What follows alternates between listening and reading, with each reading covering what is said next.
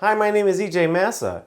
Game of Thrones is going to be ending in a few seasons, so HBO is in a jam. They don't have a hit to replace it. I don't think anybody's going to go to Comic-Con cosplaying as this guy from whatever the fuck this show is. How do you merchandise that? True Detective was probably the closest they came to making a successor, but then they fucked it up. On a side note, I personally enjoyed True Detective Season 2, but it wasn't received well, and even the HBO boss at the time said they probably rushed it. So enter Westworld, an adaptation of a Michael Crichton film of the same name, which I haven't seen myself, but the only Michael Crichton thing I'm actually familiar with is Jurassic Park. And I'm talking about the movie, not the book, because I don't know how to read. Wait, how did I type that? But you can definitely see the resemblance to Jurassic Park because this show centers around a high-tech amusement park for rich people. It's brought to you by Jonathan Nolan, brother of Christopher Nolan. Jonathan co-wrote a ton of Chris Nolan films like The Dark Knight and Interstellar. And he also directs this pilot episode of Westworld. Hey, have you ever wondered what life was like for a Grand Theft Auto NPC? Or the vapid townsperson in a JRPG? With Westworld, you can find out. Westworld presents itself as a Western themed park where guests can interact with robot hosts and they can basically do whatever they want. They can go find whores, go on bounty hunting quests, or just murder everything. And not only that, the park hasn't had a catastrophic event in 30 years. Nothing can possibly go wrong. Possibly go wrong. That's the first thing that's ever gone wrong. I think I see where this is going. The pilot follows some of the technicians of the park, notably Boardwalk Empire alum Jeffrey Wright as the head of programming, bringing us along with his velvety smooth voice, which is always nice. Have you ever questioned the nature of your reality?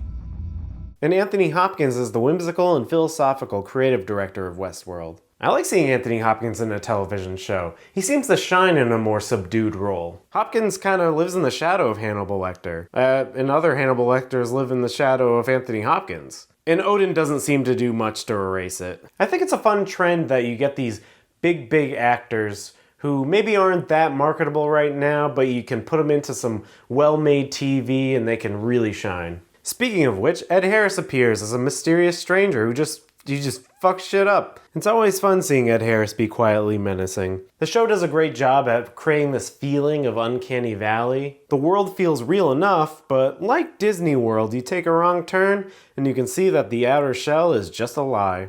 The actors playing the robots also do a great job portraying that uncanny valley, especially the lead actress who feels real enough but just a hint of artificial. I mean, if you think about it, she's playing a robot that's performing a routine that mimics human activity. It's a really tough thing to pull off. You could easily go really hammy with it and just go full like robot, or you could go so subtle that you're basically just playing a human. So hats off to Evan Rachel Wood for pulling it off so elegantly in this episode. The main conflict of the episode centers around an update patch to the robots that starts making them act like a Bethesda game.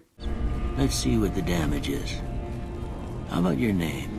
And the technician staff are trying to figure out what happened and how to roll back the update before more things go wrong. Also, Anthony Hopkins seems to be interested in making the robots act more human, which might be the cause of the glitch. They're acting quite aggressive and strange under this new patch, so that's cause for concern. Plus you have Ed Harris being menacing and murdery, and we don't know what that's all about. There's lots of mysteries and tensions brought up in this episode, and it makes me want to see what happens next. I love trying to figure out how the world works and how the characters behind the scenes deal with the mystery. Westworld is essentially their creation, so you're looking to them, and it's almost like that thing where you can tell a lot about the painter by his painting. So you're trying to figure out this artificial world and what that says about Anthony Hopkins and the programmer and maybe all these bureaucrats. There's a little bit of a player piano motif, which is cute because of the Groundhog Day nature of the androids performing their tasks over and over, and it fits into the Western theme. So all in all, I had fun with the pilot, and color me intrigued because I want to see what happens next. Maybe I'll weigh in again after the season's over. Will it be the next Game of Thrones size hit?